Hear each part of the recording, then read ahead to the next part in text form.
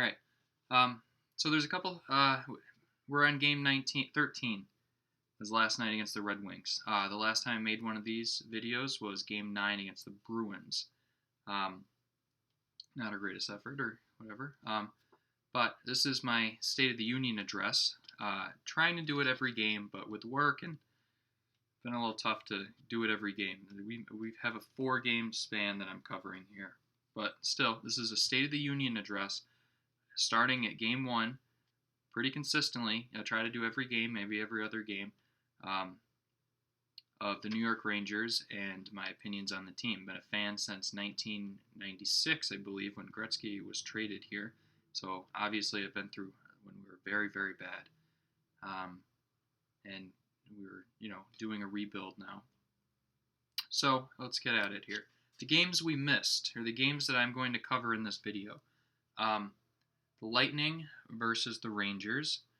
We won 4-1. We grinded out a victory against the Predators 2-1. We got teed off on by the Ottawa Senators 6-2. And the Red Wings lost to us last night 5-1, which is an impressive performance at home. Red Wings are not a very good team. But we performed well. Anyways, there's a couple, so I got my little chart here. This might be a long one. First thing I want to talk about are the charts. I hear these, everyone talks about these charts, okay? You got everyone's like expected goals, and the whole talk was, in the beginning of the year, everyone's like, well, look at the Rangers. We are on the left, and we're down here on the chart. And, like, my opinion was, like, okay, later, we won't be. Like, it's game 5. Like, let's check in around game 13, and we won't be. And now our chart is normal in the middle of everything.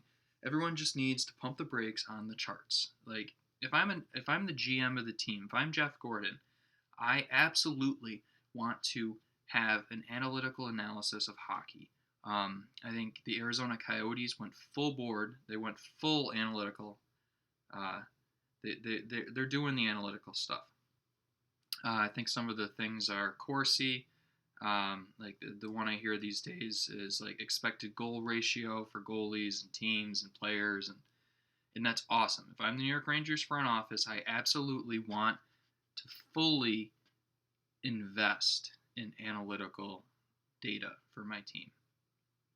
Having said that, if I'm a fan, you know what I'm a little tired of hearing about is just the expected goals 5 games in. Like, you know what? We're fans, okay? Like, don't try to, like, compensate your opinions on and just say, like, oh, well, look at the... Listen, we're fans. You're starting to read charts and dictate charts to me. Like, all right, everyone relax with the charts. Let's get to game 50 before we start talking about the charts and what the charts mean and where the Rangers are. Like, what are we, Magellan? Like, here, like... Just Magellan's the creator of a compass. That was a weird reference, I guess. Yeah, it was all right, but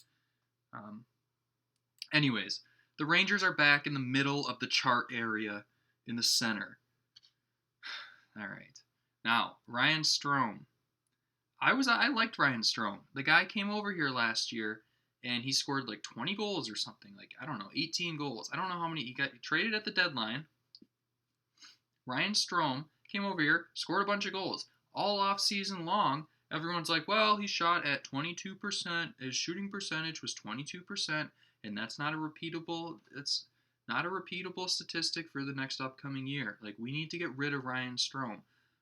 Well, all right, well, we're 13 games in, and he's got like a bunch of goals, and he's shooting 22%.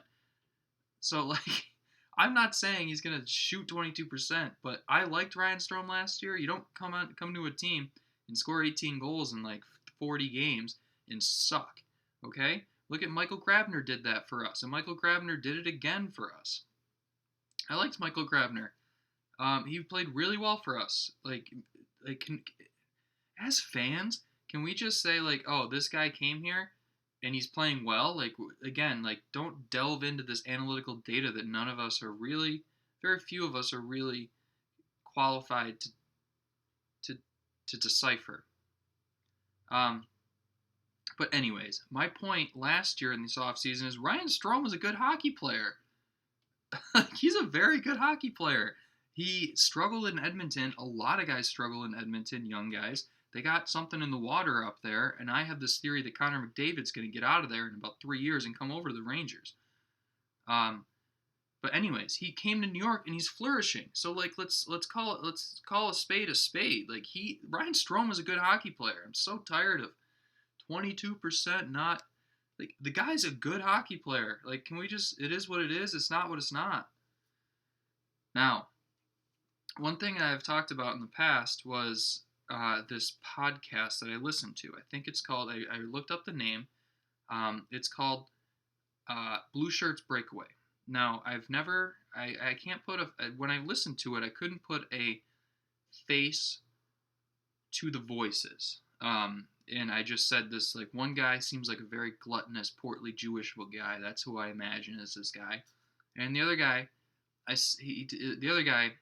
created this whole Church of Kakko thing, where he's selling T-shirts and like he's doing this like referring to Kakko as the Lord and Savior of the New York Rangers, which I have a problem with that guy because the last thing the New York Rangers need is some guy selling T-shirts, becoming popular, like doing this sacrilegious, like referring to Kakko as the Lord and Savior of, like, you know what? I'm not going to hate on anyone trying to sell T-shirts, but the last thing New York Rangers need, as a fan from '96, the last thing the New York Rangers need is to actually get an elite prospect like Kakko, and all of a sudden have this idiot start selling T-shirts about this sacrilegious thing. I saw him. He dressed up as a priest in the garden.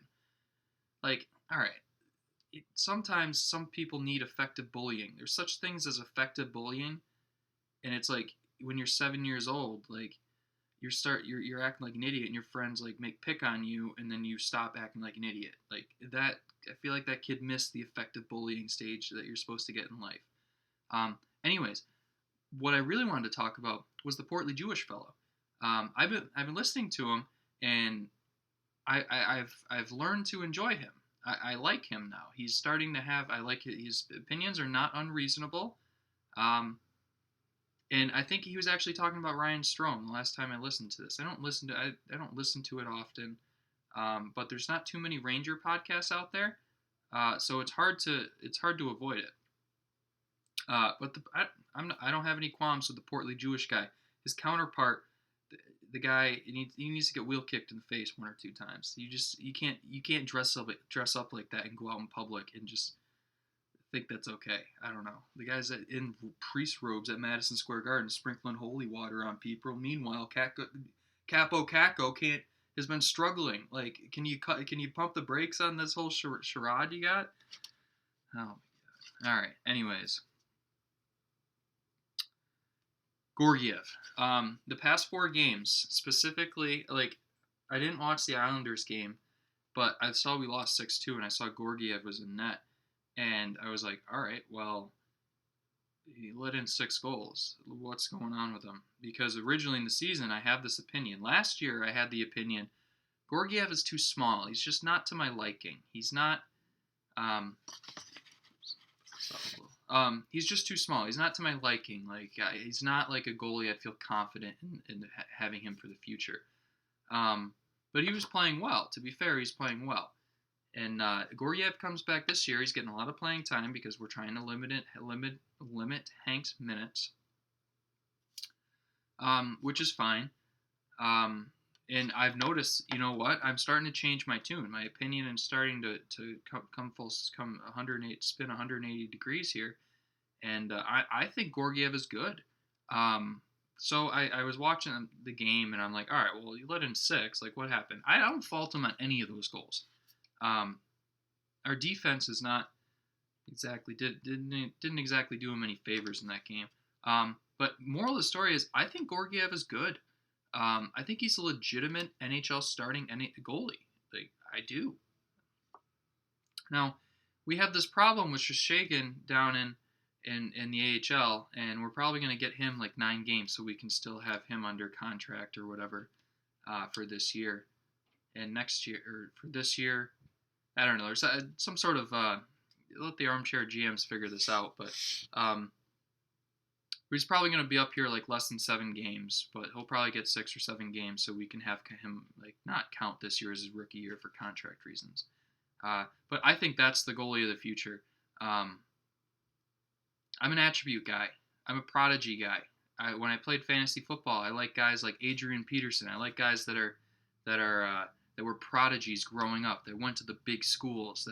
And Shesterkin is more that guy. Like, he's been highly talked about for a while. He's performed exceptionally well in the KHL for I think it was the Moscow team, and he's performing exceptionally well here. That's my guy. Like, that's the guy of the future so far. I'm sorry, Georgiev. I do think the end of this road is a trade. I do still think that. We did that with Cam Talbot. We did that with Antti Ranta. And I do think we're going to do the same thing with Georgiev. And I don't disagree with it. There's nothing wrong with it. There's not necessarily anything wrong with it. Georgiev is a good goalie. I just do not see him having a massive future here. We have Hank. And Hank's sticking around for at least 1 year. And I think he's going to stick around for...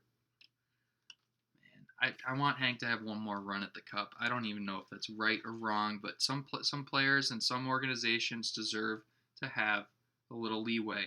And I would like to have Shesterkin and Hank, and then Hank, when we're like probably 2 years from now, probably a third year, have Hank sign a minimum deal and to give Hank another run at that Cup. Because right when Staal's contract gets off the books, there's a couple more contracts that are off the books, and Jeff Gordon can start playing with some numbers here. We can probably this season, next season, and the season after that is the one where we're going to really compete. I don't know. I want to see Hank here, and I want to see Shesterkin with him. The other option is to have Georgiev and Shesterkin play. I don't know. I don't know what we're going to do, but I do still think the end game for Georgiev is a trade, and that doesn't take away from the fact that he's playing very well, and we'll see what happens. Now, some things in the world just seem right. They just feel right when they happen. And this whole Lindgren Fox pairing seems right as a third pairing. As a third pairing, this Lindgren Fox pairing seems good. They played on in the World Juniors together. They have a history together. Sounds like they're buddies. Lindgren is obviously a stay-at-home defenseman. Fox is more of that puck-moving, risk-taking defenseman that I've talked about in the past on this channel.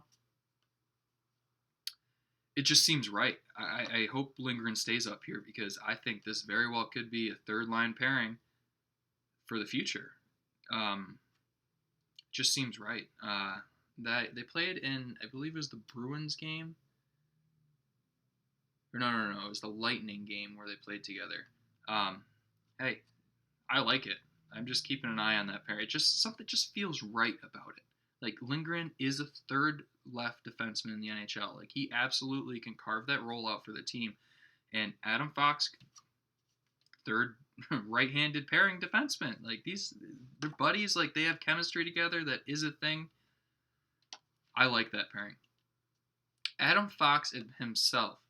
Now, earlier I told you that Adam Fox is going to look like an idiot this year, and he should, because he's going to make high-risk, high-reward plays, because this year it's very important for Adam Fox to play on the edge and know where the edge is.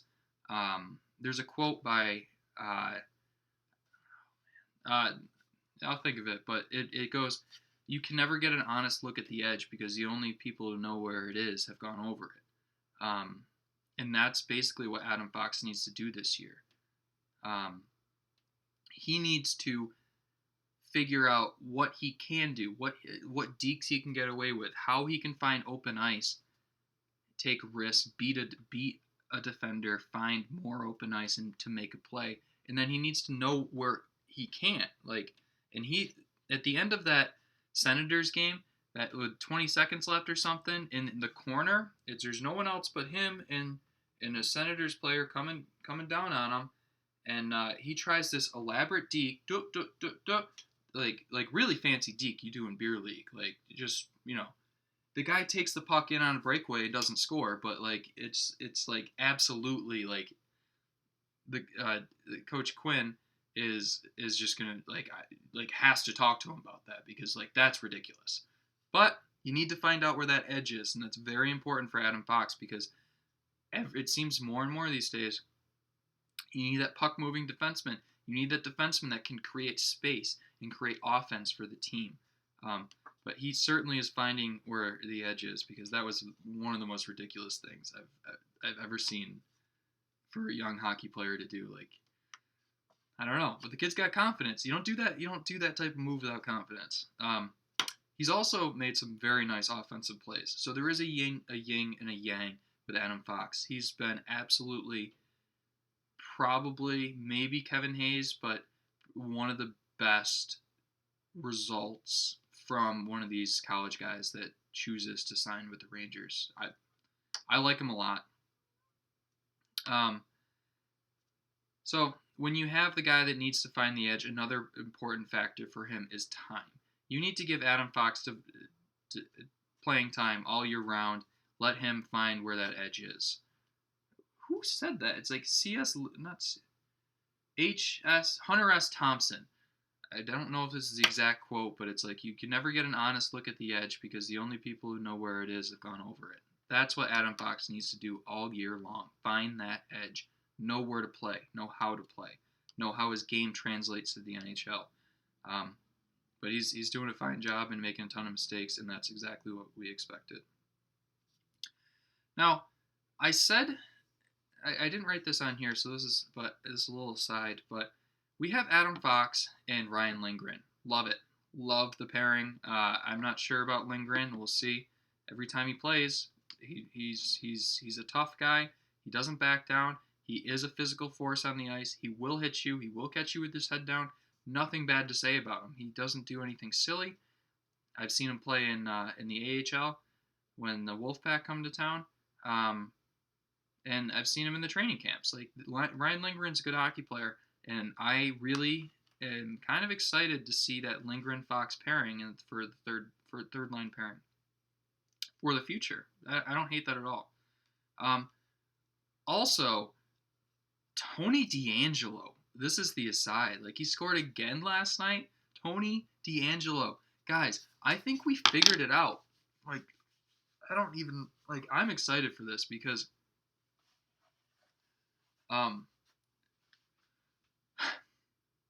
you have Tony DeAngelo and on the right side, Jacob Trouba, and then you have Adam Fox.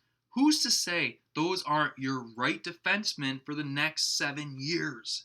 And like as a struggling Ranger fan, this is exciting to me. The fact that we have these guys booked possibly in our defensive, like in right defensemen for the next 7 years. 1, 2, 3. Trouba, DeAngelo, Fox. 1, 2, 3. Like, what's wrong with that? Like, you.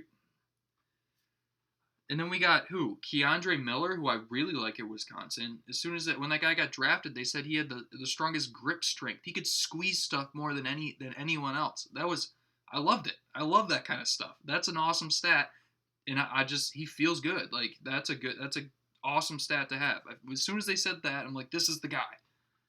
But all right, so who do we got paired up there? My guy who's struggling, Lieber Hayek. He is struggling. Hayek is struggling up there. I liked him last year. I still like him this year. But he absolutely is struggling. He may need a stint down in Hartford to work on his game, to get dictation from the coaches, and then go down there and work on his game. He may need that. I don't know. He does seem like he's struggling. Then we also got Marc Staal. I'm gonna look this up because I don't want to forget anyone. Because now that we're planning out. Now we're planning out the next 7 years. We got to take a look at these guys. See who's on this. Who's on the left side? Now that we got our position, defense. All right, defense. Tony DeAngelo, Hayek, Lindgren. Oh, Shea, of course. All right. There's nothing wrong with Brady Shea. He's not doing so hot this year, but he's still a good hockey player. And I like Brady Shea. There's nothing wrong with Brady Shea. He is buddies with Trouba. You got Trouba, Shea. Your third line pairing, you got Adam Fox, and you got Lindgren. So now all we need to do is figure out who you're going to pair with Tony DeAngelo. And you know what? Let's go find another Italian American hockey player. Let's get the Italian American double second pairing there. But anyway, Tony DeAngelo is killing it. I know he's on a 1-year show me deal, so we're gonna have to make it. Jeff Gordon's gonna have to make a decision there because he is doing everything that he needs to do, and it really is hard to take anything away from him. He's killing it this year. Now we talked about Lieber Hayek going down there with some dictation from the coaches, with some going down to Hartford to work on his game. And you know who went down to Hartford and worked on his game? Very specific,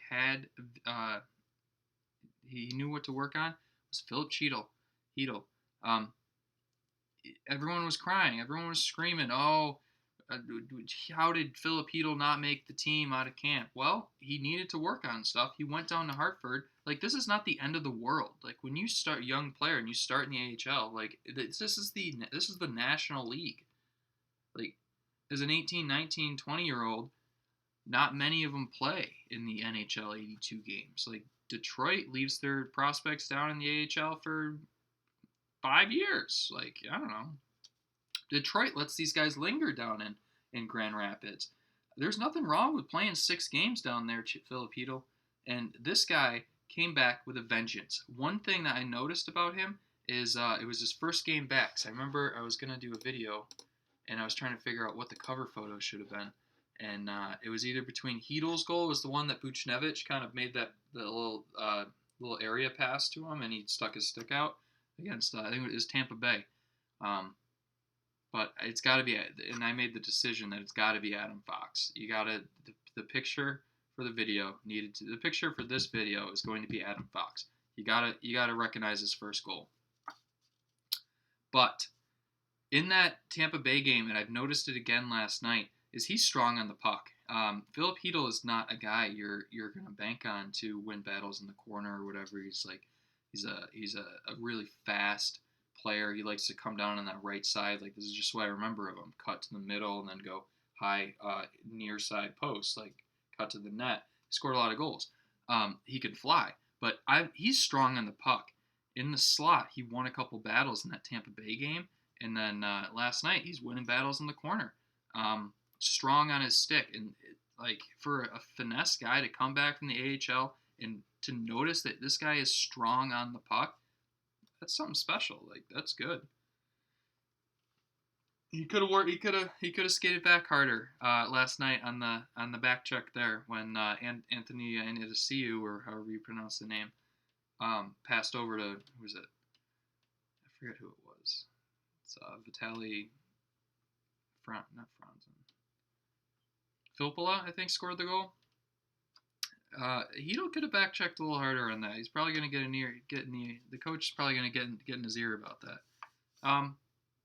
Pavel Buchnevich, I think this was in the Senators game.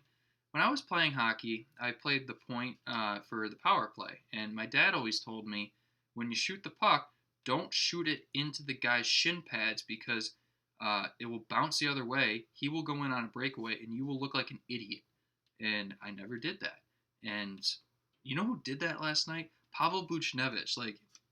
I can totally understand what happened. He's just he just got the puck at the top of the point. He's just winding up for a slap shot, and he's just gonna shoot it on net. And oh, what the heck?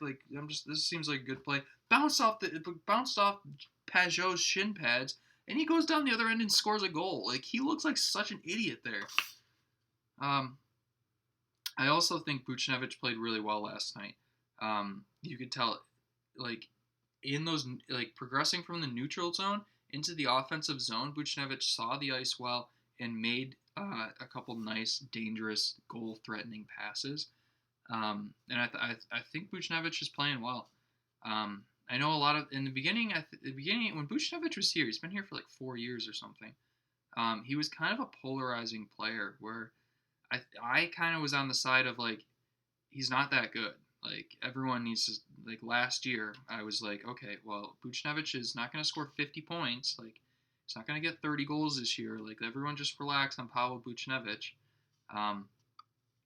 But he's been playing really well this year, and I absolutely hope that he scores 30 goals or scores 20 goals and starts developing himself as an A1 talent in the NHL, a second line, first line player, top 6 guy.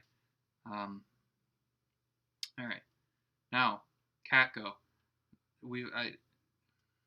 he needs time. He's an 18-year-old kid in New York City. He's doing some good things. He's struggling here. He hasn't been. It's probably the first time in his life where he's struggled at the game of hockey.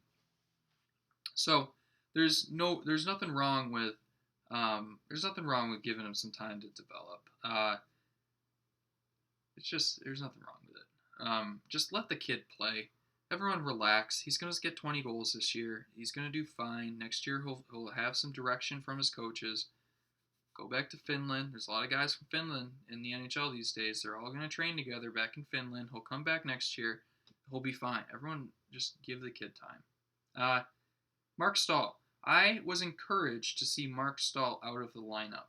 I like Marc Staal. As a matter of fact, I think it's awesome how Marc Staal, because he went from like a villainous character, similar to the way Alex Rodriguez did for the Yankees.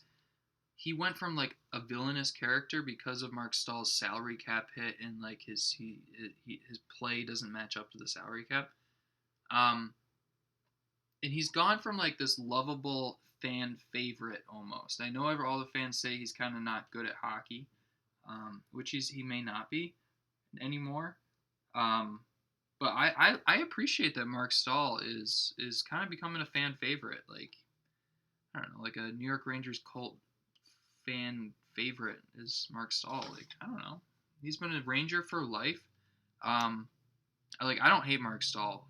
He's been a Ranger for life. I used this analogy before where it's like, if you're going to buy a New York Rangers jersey this year, like, who would you buy? So, like, what I want in a jersey is, like, a guy who's going to be here for a while. Like, I wouldn't recommend getting a Ryan Strome jersey, for example. Like, I want a guy who's, like, a mainstay, part of the franchise. You see that guy's jersey, and you're like, oh, okay, that's an iconic player that will stand the test of time. Like, for example, in the Rangers, like Michael Grabner. Like, how many of you guys have Michael Grabner jerseys out there? Well, you know what? It's kind of like a very niche. Unless you have a really, like, you loved Michael Grabner, or Australia. Where is he from? Austria? You loved Austria so much that, like, that's your guy. Like, no one's going to remember that Grabner played for the Rangers. Like, an Adam Graves jersey stands the test of time. Brian Leetch, Messier, a Richter jersey stands the test of time. Bukaboom. Like, from the bad teams, like, yeah, like, so, like, I don't know, like a Peter Pruka jersey, like, I have one of those from when I was a kid, no one knows. It's, like, cool to me because, like, I got it, but the point is, like, if for this year, like, whose jersey would you get? Like, okay, Panarin, like, there's nothing wrong with that. You got to get Hank. My point is, you get to a couple of these guys, and you're like, all right, well, maybe you should get a Staal jersey. Like, Marc Staal is, like, a cool jersey to have because he's, like, a Ranger for life. Anyways, my point is, I'm glad to see he's not playing every game. You need these young guys to get time. And he's absolutely, I'm not one of these guys that's saying, get Staal out of here. He can't play hockey anymore. Get him out. But he's had some, before he got benched, he had some comic meme-like hockey plays that, like, just look so ridiculous. But I'm glad to see that he he's a healthy scratch up in the booth eating nachos. You need more of that. Chris Kreider, his goal last night was nice.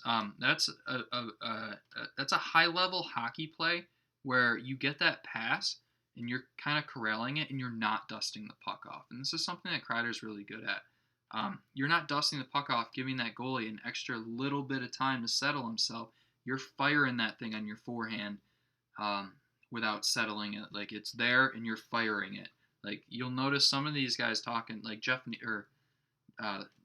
Neal is one of these guys that once went into the intricacies of how to score how to shoot the puck in the NHL. Like, it's just, and that's one of the things that you need to do. And Chris Kreider is really good at it. Don't dust it off. Don't backhand, forehand it. Just forehand it.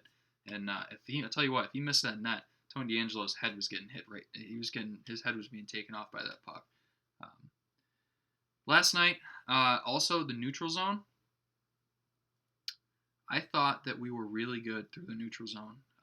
It just seemed like we're like the transition from the defensive zone to the neutral zone, and then into the offensive zone to the point where we're not dumping it in. We're actually like I was talking earlier with Buchnevich, kind of like putting dangerous passes. Like in soccer, a lot of goals come from the back corner of the six. So like putting balls into dangerous areas.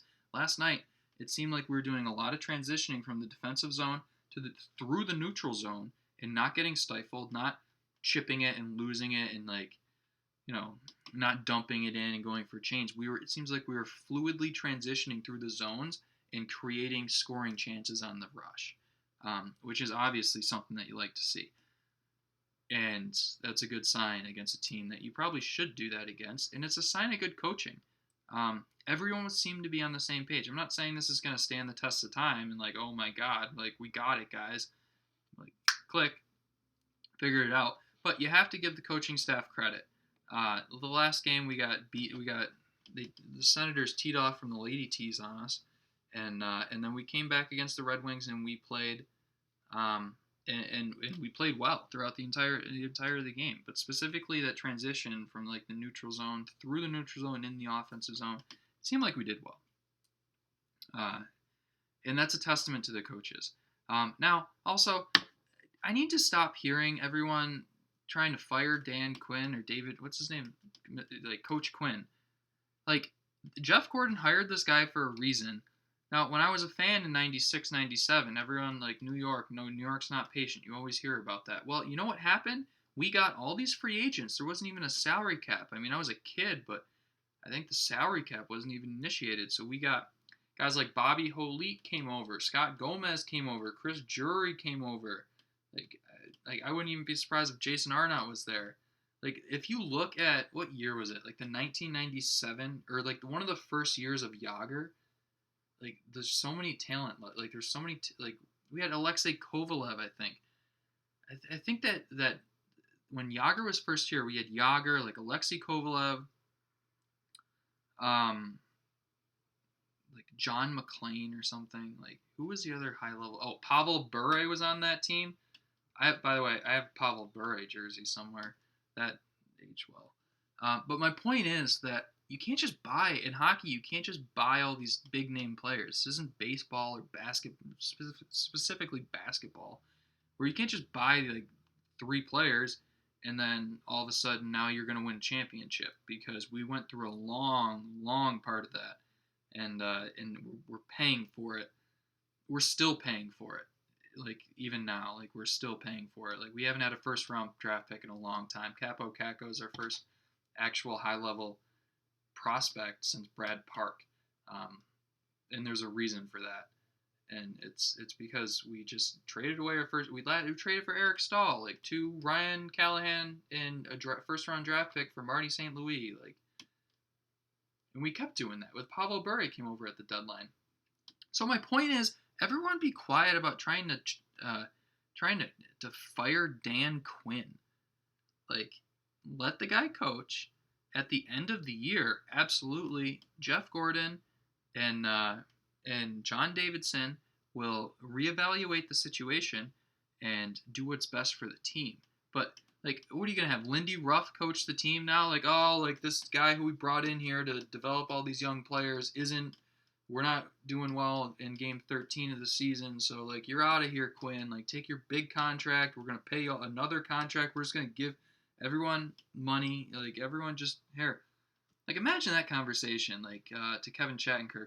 Yeah, we're going to pay you all the money, and you don't have to come to work anymore. Like, like Dan Girardi, like, yeah, we're just going to give you all the money up front, and then you don't have to come to work anymore. Like, I wish they would do that for me. Can I get bought out? But you would have to pay Coach Quinn all this money. Just pump the brakes. on firing the team. Everyone needs to take a little bit of patience because I got news for you. We're not going to win the Stanley Cup. My $10 to win $800 New York Rangers are going to win the Stanley Cup this year. It's probably not going to work. It's probably not going to win. So everyone just relax. After we have a window of opportunity, and it's after Staal's contract and I think Hank's contract are off the books, and this season and next season, and that third season is the season that we can compete. So everyone just relax. Everyone relax. If Marc Staal plays, if what's his name, Michael Haley plays next game, everyone just relax. If you got Lieber Hayek sitting in the booth, if you got if some point in this year Elias Anderson's sitting in the booth, just let it be. And then let it marinate. Let this rebuild marinate. Because that little kid from Stranger Things, little fat kid, I watched Stranger Things. That fat kid needed to die in season 1. He had to die. It's just, you know what? You got to throw the fans for a loop. And let me tell you my problem with Stranger Things. All of a sudden, that guy, the cop, I'm supposed to believe that this guy's a Muay Thai expert. He's a jiu-jitsu, like a black belt in jiu-jitsu. Like he's also like he's got some like advanced military training. The guy's a 45-year-old out of shape cigarette smoker. Like he's not beating like these Russian what do they call them? Like the dudes, he's not beating up Russian assassins. And then at the end of it, spoiler alert. Okay, don't watch. At the end, spoiler alert. I'm supposed to believe that he's going to come back from a nuclear blast? That shows the most unrealistic thing I've ever seen. And the little kid needed to die. You just need to throw the fans for a little loop. That's why everyone liked Game of Thrones, because they didn't know what to expect. Every season was the same. The same monster comes back. Anyways, the kid needed to die in that Stranger Things show, and he was wrong when he did that whole thing. This is not a rebuild, it's a build. No, it's not. It's a rebuild. And 3 years from now, in the third season, this season, next season, and then the season after that, then we have a chance to win the Stanley Cup. It's not a build, it's a rebuild. So everyone just relax. Stop trying to fire the coach. And let's just let it be. All right. State of the Union. I missed a couple games, so it was a little intense there. But I will do one for these for every game or maybe 2 games. This is game 13. Until we win the Stanley Cup. Been a fan since Gretzky was traded. I'm one of those people where if the Rangers ever won the Stanley Cup, it would be one of those I would have to go and see it. So I'm going to do one of these until the New York Rangers win the Stanley Cup. I'm going to do the State of the Union until we win the Stanley Cup. So hopefully you'll check in and get to know me here. All right, we'll see you later.